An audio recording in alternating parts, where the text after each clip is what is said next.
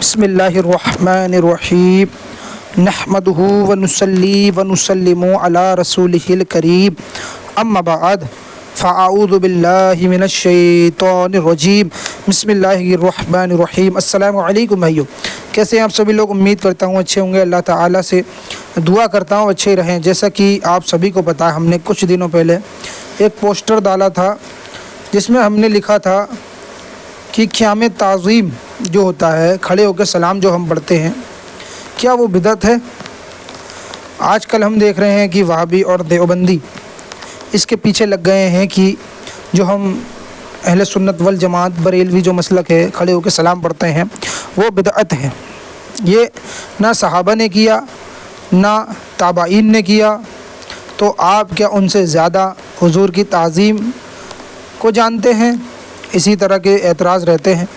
تو انشاءاللہ سب سے پہلے ہم اپنے مقدمے کو سمجھیں گے کہ ہمارا مقدمہ کیا ہے، پھر ہماری اس پہ دلیل کیا ہے، پھر جو اعتراض ہے ان کے جواب۔ تو انشاءاللہ تعالی آپ اس ویڈیو کو جو جتنے بھی یہ پارٹ بنیں گے 2-3، ان کو اگر بغور سن لیں گے تو انشاءاللہ کبھی بھی کوئی بھی وہابی آپ سے کہے گا کہ آپ جو کھڑے ہو کے صلاۃ السلام نبی علیہ الصلاۃ والسلام پہ پڑھتے ہیں وہ بدعت ہے، تو آپ انشاءاللہ کبھی بھی مایوس نہیں ہوں گے۔ ایسے دلائل دیں گے کہ وہابی کبھی آپ کو اس کا جواب نہیں دے پائے گا، وہابی یا دیوبندی۔ تو آئیے بنا کسی دیری کے پڑھتے ہیں۔ یہ کتاب ہے قیام تعظیمی، جس کو لکھنے والے محمد اویس رضوی صاحب ہیں۔ تو آئیے بنا کسی دیری کے ہم اپنے عقائد کو جانتے ہیں کہ قیام تعظیمی کہتے ہیں۔ ویسے قیام تعظیم مطلب ہوتا ہے کھڑے ہو کے تعظیم کرنا، ادب۔ تو آئیے بسم اللہ الرحمن الرحیم۔ الحمدللہ العلی العظیم والصلاة والسلام علی نبینا الرحیم، اما بعد۔ ہم اہل سنت اپنے پیروں، مرشدوں، استادوں، ماں باپ و دیگر نیک لوگوں کو، علماء و حافظوں کے آگے تعظیماً کھڑے ہو جاتے ہیں۔ ان کے سامنے سر بچا کر کے دو زانوں باحیت التحیات بیٹھتے ہیں، وغیرہ وغیرہ۔ اسے دیوبندی، وہابی وغیرہ شرک کہتے ہیں۔ اللہ اکبر۔ فقیر اس کے متعلق احادیث مبارکہ سے طریقے صحابہ ثابت کرتا ہے تاکہ کسی کو خلش نہ رہے۔ وما توفیقی الا باللہ العلی العظیم الکریم وصلی اللہ علی حبیبہ الکریم وعلی آلہ وأصحابہ بہ جندہ العظیم۔ اللہ۔ مقدمہ۔ بندگان خدا اور محبوبان کبریا انتہائی بزرگی والے کی تعظیم اور ان کا عدم عین ہے، بالکل منشائے ایزدی اللہ کی مرضی ہے۔ اس لیے اللہ تعالیٰ نے ملائکہ کرام عزت والے فرشتوں کو آدم علیہ الصلوۃ والسلام کے لیے سجدہ کا حکم فرمایا۔ اس کا انکار سب سے پہلے ابلیس نے کیا تو ملعون اللہ کی لعنت کا سزاوار ہوا۔ اس لیے اب اگر کوئی محبوب خدا کی تعظیم کا منکر ہے تو ابلیس کا چیلا ہے۔ ہاں، اگر تعظیم و ادب میں عبادات کا ارادہ ہو تو مشرک ہے۔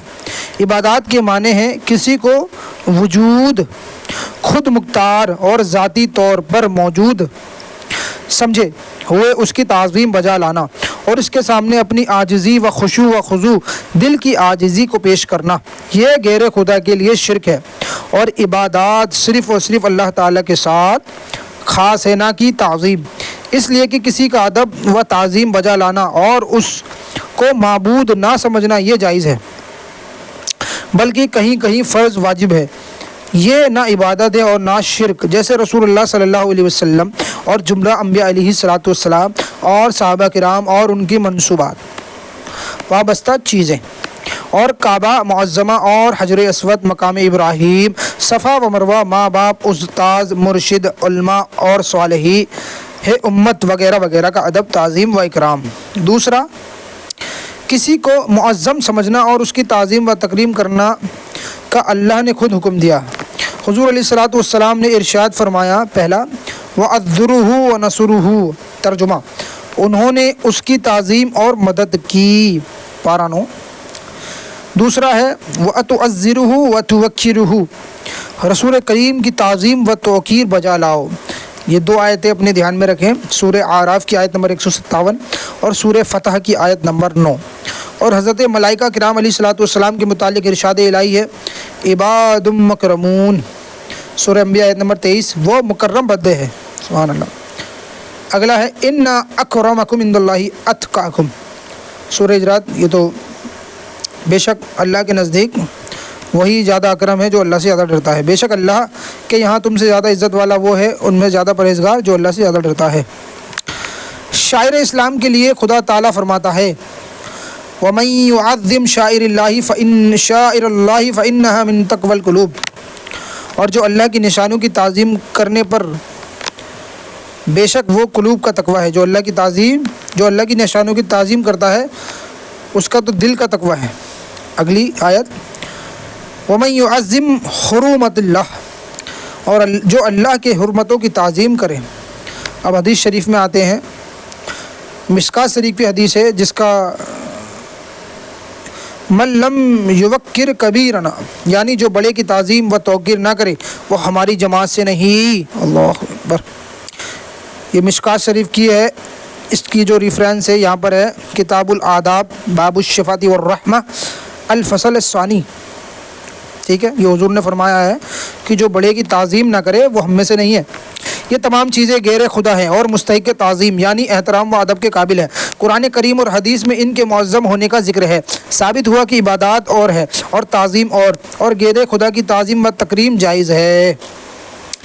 اب جو عبادت کرتے ہیں اور جو تعظیم کرتے ہیں وہ دونوں چیزیں الگ الگ ہیں۔ تو پہلے ہم نے یہ مقدمہ سمجھا کہ تعظیم کیا ہے اور تعظیم کا قرآن میں کیا ذکر آیا ہے اور حدیث میں کیا ہے۔ مسلمان معظمین یعنی جن کی بزرگی مانی جاتی ہے حضرات کو صرف معظم سمجھتا ہے اور تعظیم بجا لاتا ہے، اور معبود نہیں جانتا اور نہ ہی جاننا چاہیے۔ معبود تو صرف ایک ہی ہے، لا الہ الا اللہ، یعنی اللہ کے سوا کوئی عبادت کے لائق نہیں۔ امت کے غم گسار نبی علیہ الصلوۃ والسلام نے صدیوں پہلے یہ قاعدہ سمجھایا کہ اعمال و افعال کا دار و مدار نیت پر ہے۔ ہمارے مسائل کا اکثر کا تعلق نیت پر ہے۔ مثلاً پہلا محبوبان خدا کے لیے کھڑا ہو جانا، دوسرا ادب سے جھکنا، تیسرا ادب سے بیٹھنا، چوتھا ہاتھ باندھنا وغیرہ، یہ سب تعظیم کے افعال ہیں۔ یہ افعال کسی کے لیے معبود سمجھ کر ادا کیے جائیں تو عبادت کہلائے گی، ورنہ صرف تعظیم از الی وہم۔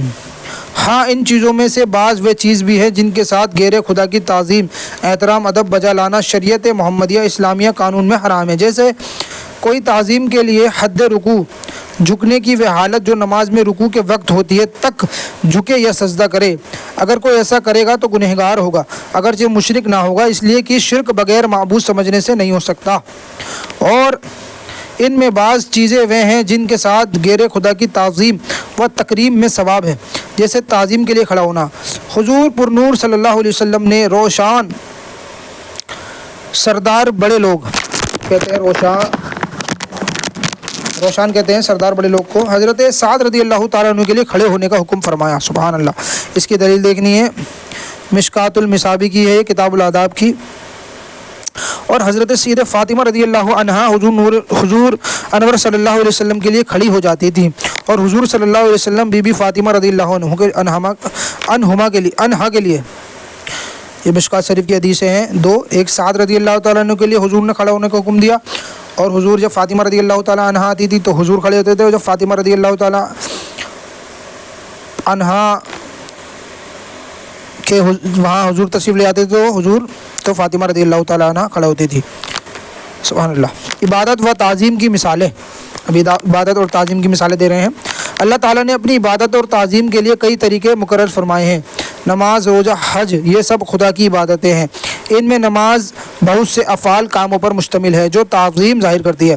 اس میں قیام، کھڑا ہونا بھی ہے، رکوع، سجود، جھکنا اور سجدہ کرنا بھی ہے، قعود، بیٹھنا بھی ہے، اور ہاتھ باندھنا بھی ہے۔ یہ سب تعظیم خدا کو، معبود جس کی عبادت کی جائے سمجھ کر ادا کی جائے، اس لیے یہ نماز کو عبادت کہتے ہیں۔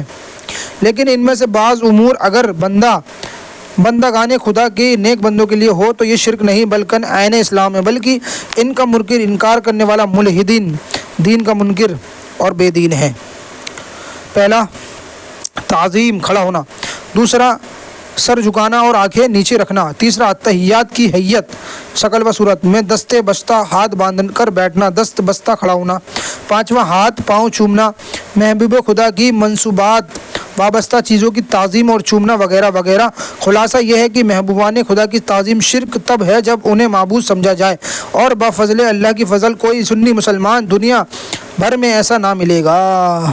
البتہ محبوبان خدا کی تعظیم کا پہلا منکر انکار کرنے والا ابلیس ہے، اور وہ حال اب تک اسی عقیدے پر ڈٹا ہوا ہے، بلکہ اپنے اس مشن پر بہت سے مذہبی بہروپیوں بھی بدلنے والوں کو لگا رکھا ہے، جو قرآن و حدیث کی غلط مطلب بیان کر کے مسلمانوں کو شرک و بدعت کا ڈر سناتے ہیں، لیکن اس سے یہ بھی یقین ہے کہ غلامان مصطفیٰ علیہ الصلوۃ والسلام اس کی تمام کارروائیوں ملامت بالکل ختم کر دیں گے۔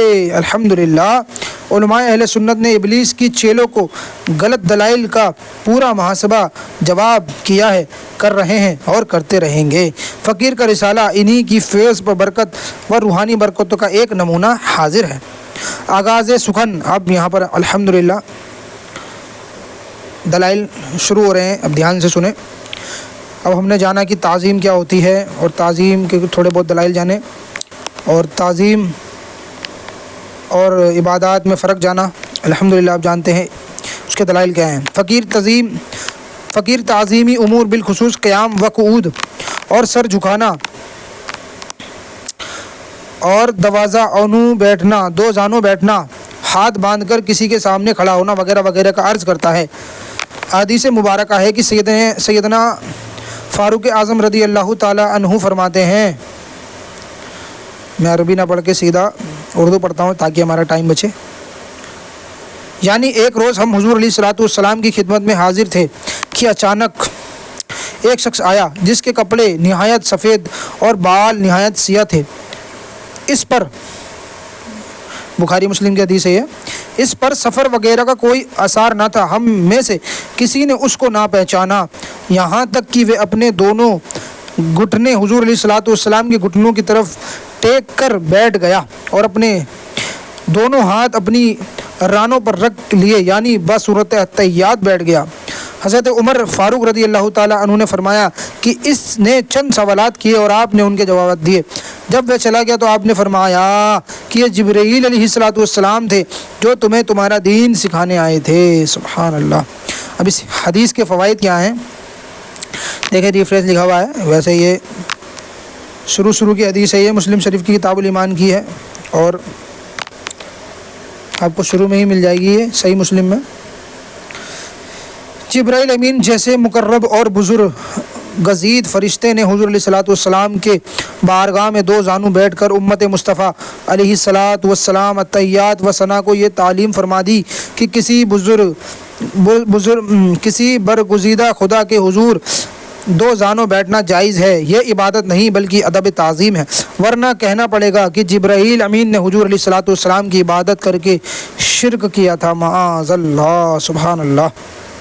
دوسرا، اس حیت کے ساتھ اللہ کی بارگاہ میں بیٹھنا عبادت ہے، اور انبیاء و اولیاء کے حضور بیٹھنا ادب و تعظیم ہے۔ حیت ایک ہے مگر عبادت اور تعظیم میں فرق کرنا والی نیت ہے۔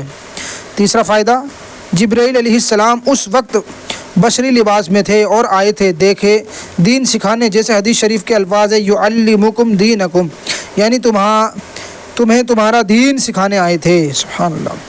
معلوم ہوا کہ دین ادب اور تعظیم کا نام ہے، اور وہی کیا جو بزرگوں کی تعظیم میں ہمیں نصیب ہے۔ چوتھا فائدہ، حضرت ابو سعید خدری رضی اللہ تعالیٰ عنہ بیان کرتے ہیں کہ جب حضور علیہ الصلوۃ والسلام نے بنو قریظہ جو یہودی جو مدینہ کے یہودی تھے، بنو قریظہ کا 25 روز تک محاصرہ کیا تو وہ حضرت سعد بن معاذ کے فیصلے پر آمادہ ہو گئے، کیونکہ حضرت سعد ان کے حلیف تھے، ساتھی تھے۔ ان کا خیال تھا کہ وہ ہماری رعایت کرتے ہوئے ہمارے خلاصی کی کوشش کریں گے، تو حضور علیہ الصلوۃ والسلام نے سعد کو بلاوا بھیجا، یعنی تو وہ گدھے پر سوار ہو کر آئے۔ جب وہ مسجد کے قریب پہنچے تو حضور علیہ الصلوۃ والسلام نے انصار سے فرمایا کہ اپنے سردار کے لیے کھڑے ہو جاؤ۔ سبحان اللہ۔ فوائد، اس حدیث میں حضور علیہ الصلوۃ والسلام نے خود حکم دیا کہ اپنے سردار کے لیے کھڑے ہو جاؤ۔ اب سوال ہے چونکہ حضرت سعد بیمار تھے، ان کی پنڈلی میں زخم تھا، خود گدھے سے اترے نہیں سکتے تھے، اس واسطے سے آپ نے ان کو حکم دیا کہ اٹھو اور ان کو اتارو۔ یہ اگر حدیث آپ پیش کریں گے وہابی کو تو یہ اعتراض ہو سکتا ہے، تو اس کا جواب سن لیجیے۔ اگر بیمار تھے تو انہیں گدھے سے اتارنے کے لیے 1-2 آدمی کافی تھے، ساری کو حکم دینے کی کیا ضرورت تھی؟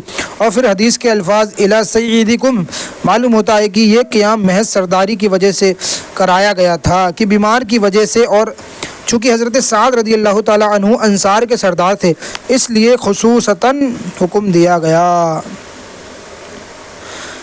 مہیح السنا میں امام نووی اس حدیث کے تحت فرماتے ہیں، امام نووی فرما رہے ہیں اس حدیث کے تحت، اس میں اہل فضل کے ملنے کے وقت اکرام اور ان کے لیے قیام کرنے کی روشن دلیل ہے، اور جمہور نے اس سے استدلال کیا ہے۔ دوسرا، سیدنا شاہ عبدالحق دہلوی اس حدیث کے تحت علامہ طیبی سے نقل کرتے ہیں، کیا نقل کرتے ہیں؟ اس حدیث سے اہل علم و فضل و مشرف کے اکرام اور ان کے لیے قیام کرنے پر جمہور علماء کا اتفاق و اجماع ہے۔ مہیح السنا میں امام نووی رحمہ اللہ نے فرمایا کہ اہل فضل لوگوں کی تشریف آوری کے وقت یہ قیام کرنا مستحب ہے۔ اس کی تائید میں تو احادیث آئی ہے، مگر اس کی ممانعت میں صراحتاً کوئی حدیث نہیں۔ اب انشاءاللہ تعالی اگلی ویڈیو میں تیسری دلیل پڑھیں گے کہ حضرت عائشہ فرماتی ہیں حضرت فاطمہ جب آپ کے پاس تشریف لاتی تو انشاءاللہ بڑے رہیں، انشاءاللہ بہت علم میں اضافہ ہوگا، اور اس مسئلے کو پوری طریقے سے سمجھ لیجئے۔ جب آپ اس مسئلے کو پوری طرح سے سمجھ لیں گے تو انشاءاللہ کبھی بھی آپ گمراہی کی طرف آپ کا دل نہیں جائے گا، اور انشاءاللہ آپ جھوم کے حضور علیہ الصلوۃ والسلام پر درود پاک پڑھیں گے، اور انشاءاللہ آپ کا دل مطمئن رہے گا جب آپ کے پاس دلائل ہوں گے۔ تو انشاءاللہ یہاں پر ویڈیو کا اینڈ کرتے ہیں، انشاءاللہ اگلی ویڈیو میں تیسری دلیل انشاءاللہ پڑھیں گے۔ تب تک کے لیے آپ سے وداع لیتے ہیں۔ السلام علیکم ورحمۃ اللہ وبرکاتہ۔